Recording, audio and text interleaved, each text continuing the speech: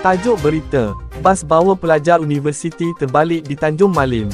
Berita penuh seterusnya, sebuah bas membawa kira-kira 60 pelajar universiti dipercayai terbabas sebelum terbalik di Jalan Slim Lama, Tanjung Malim lewat petang tadi.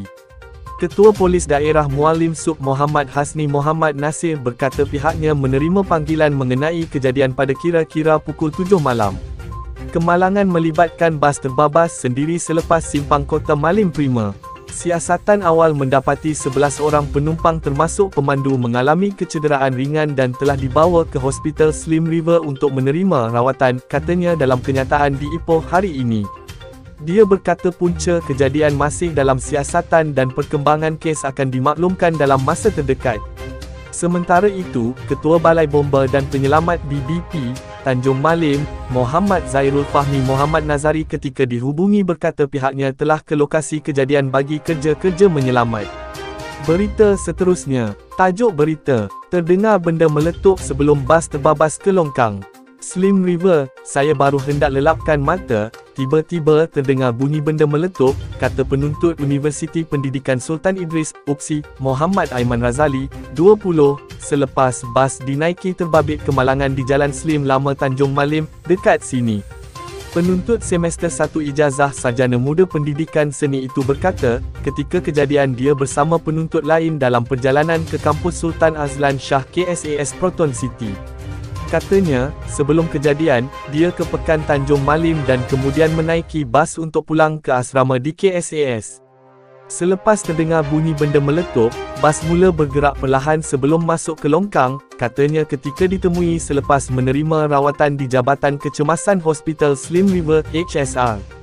Dalam kejadian pukul 7.06 malam itu, seramai 17 penuntut UPSI cedera selepas bas dinaiki terbabas ke dalam longkang.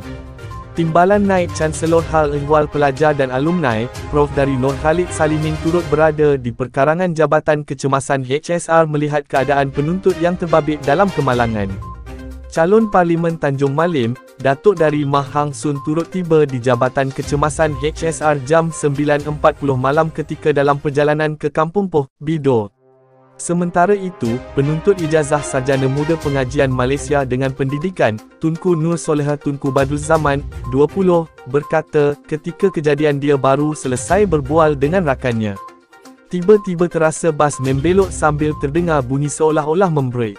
Saya sempat berpaut pada besi hadapan tetapi kepala terhantuk pada kerusi hadapan menyebabkan mengalami cedera ringan, katanya.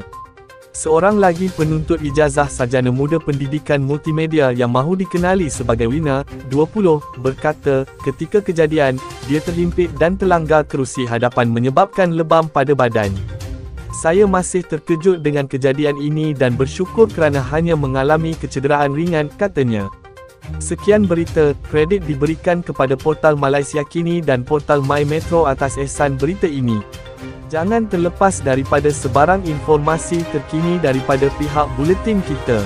Jangan lupa like, komen, dan subscribe sebagai tanda sokongan anda kepada kami serta kongsikan video kami di media sosial, Facebook, Instagram, WhatsApp group, dan Twitter. Semoga kita semua sentiasa dilindungi daripada segala wabak penyakit, dijauhkan dari sebarang bencana dan sentiasa dimurahkan rezeki. Amin, ya Rabbal Alamin.